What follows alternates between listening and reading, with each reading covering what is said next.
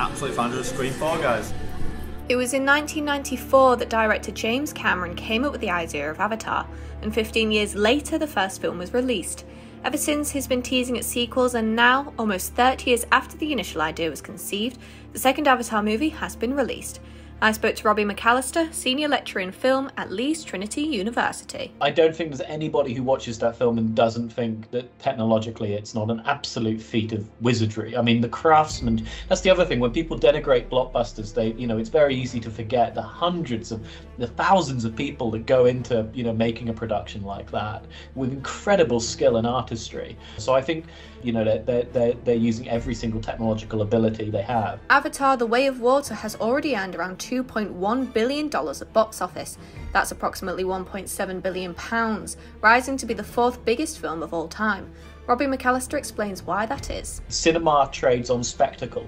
It always has, it always will. And Avatar is all about that. Avatar is basically, it put all of its bet down to say people still want to come and have their eyeballs bleed.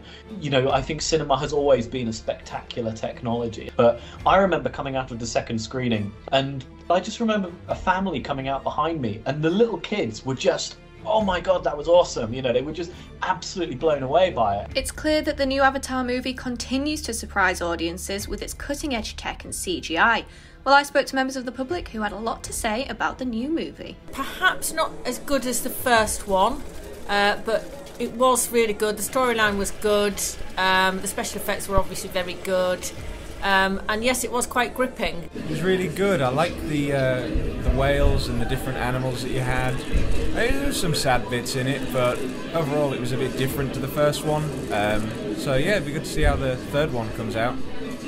Avatar was good. The only thing I thought was a few disconnects in the story. So there was Spider came into the story this time, and it didn't really explain how that happened.